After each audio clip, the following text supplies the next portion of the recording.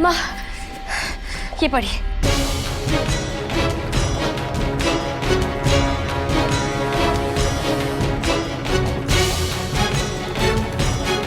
ये तो तुम्हारे निर्दोष होने का बहुत बड़ा प्रमाण है। कस्तूरी की लिखावट इतनी आसानी से तो किया नहीं होगा उसने। ये तुमने कैसे किया? माँ, इस डिब्बी में बसी शक्ति के सहारे। इस डिब्बी के अंदर की शक्ति से आप किसी को भी अपने वश में कर सकते हैं। उस रात कस्तूरी ने हमें सम्मोहित कर लिया था, इसीलिए आपको हमारा झुमका उस कमरे में मिला था, क्योंकि हम खुद उस कमरे में थे, पूरी तरह कस्तूरी के वश में। इसलिए वो इस डिब्बी को इतने संभाल के रख रही थी। हाँ माँ, पर अब हमें कस्तूरी की सच्चाई पता चल गई है और अब वो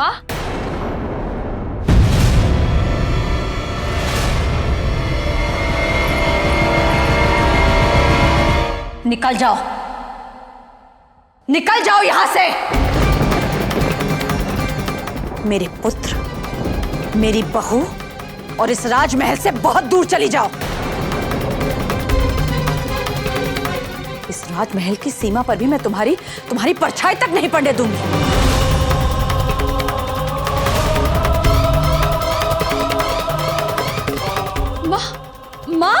माँ, मेरी बात सुनो।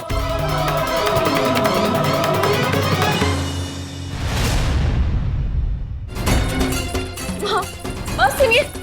मैं नहीं चाहती कि तुम एक पल भी यहां रुको। निकलो यहां से।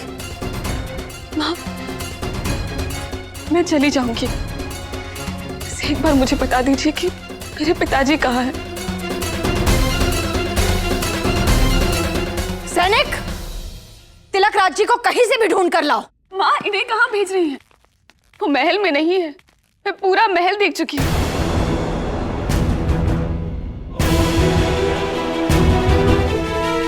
पूर्वी को पता है कि वो कहाँ है।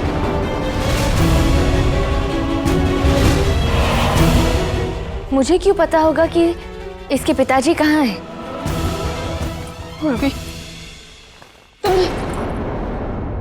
तुमने जैसा कहा मैंने किया। अब बता दो, मेरे पिताजी कहाँ हैं? तुमने जो लिखने कहा मैंने लिख दिया। और भी कुछ लिखना है तो मैं लिख दूंगी। मुझे इस महल से निकाल रही हो, अपने पति से दूर कर रही हो। मेरे पिताजी के सिवा मेरा और कोई नहीं है। तुम झूठ बोल रही हो। माँ, ये लड़की मक्कार है। तुम फिर से कोई नया खेल खेल रही हो ना? आप इस पे विश्वास मत कीजिए। हमें नहीं पता इसके पिताजी कहाँ हैं। राजमाता, राजमाता, शीघ्र वहां चलिए। तिलक राज मिल गए।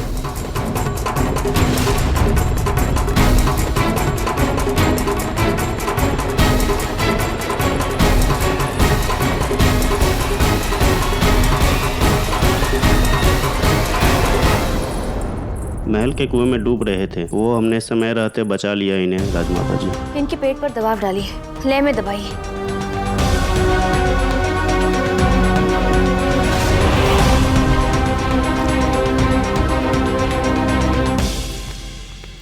पिताजी,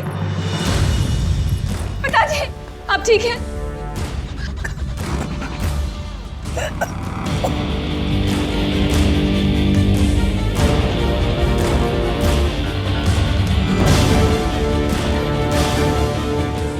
ईश्वर का लाख लाख शुक्र है कि आप ठीक हैं। पिताजी, अब हम एक क्षण भी यहाँ नहीं रुकेंगे। चलिए, अब हम यहाँ से जाएंगे। तिलक राज जी, आप महल के कुएं में स्वयं गिरे या किसी ने आपको गिराया?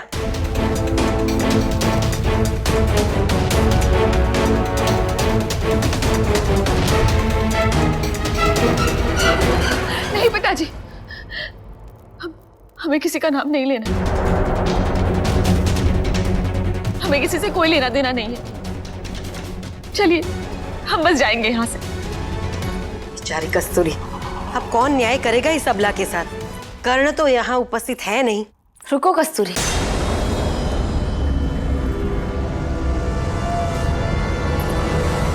तुम यहाँ से जाओगी, अवश्य जाओगी, पर ऐसे सबके सामने बेचारी बनकर नहीं।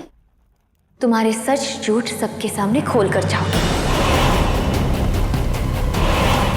तुमने किसी के दबाव में आकर अपना अपराध नहीं स्वीकार किया है। उस डिब्बी के अंदर की शक्तियों ने तुम्हें वश में कर लिया था, इसीलिए तुमने अपने सारे अपराध स्वीकार किए, जैसे उस डिब्बी की शक्ति ने हमें वश में किया था।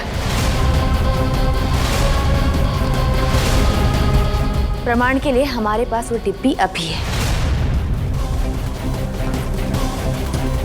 ये सब क्या कह रही है उर्वी? डिब्बी, वशीकरण शक्तियां क्या करने वाली है उर्वी?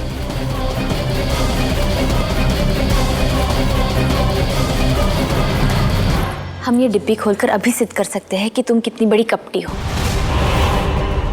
पर हम ऐसा नहीं करेंगे, क्योंकि जैसे ही हम ये डिब्बी खोलेंगे इसके अंदर की शक्ति सबको सम्मोहित कर देगी, सबके सोचने समझने की शक्ति को नियंत्रित कर देगी। इसे तो अभी इसी वक्त नष्ट कर देनी चाहिए। उर्वी बिल्कुल सही कह रही। कर्ण भी यही निर्णय लेता। दो, मैं इसे स्वयं अग्नि में भस्म करती हूँ।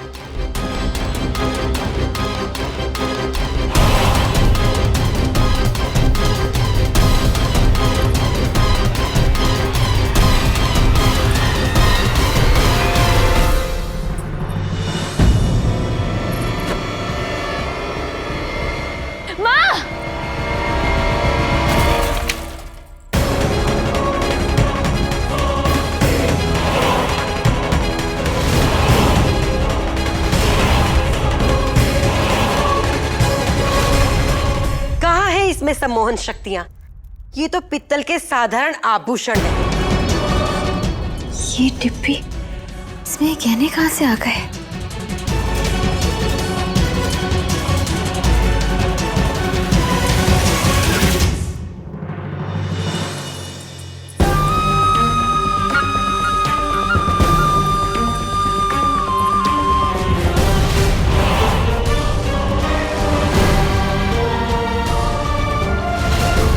पिताजी के डूबने के नाटक से मुझे ये डिब्बी बदलने का सही अवसर मिल गया।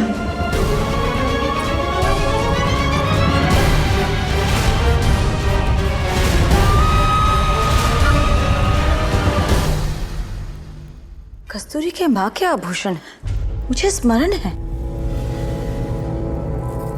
हाँ, ये मेरी स्वर्गवासी माँ के गहने,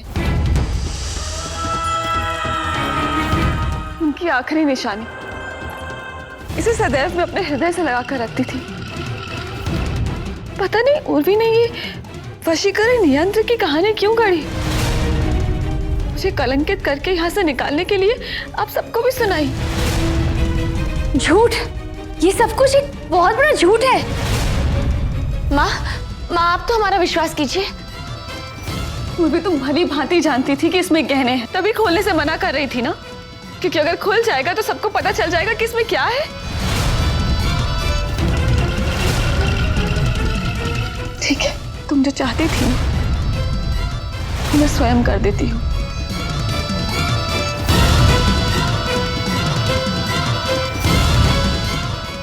चलिए पिताजी।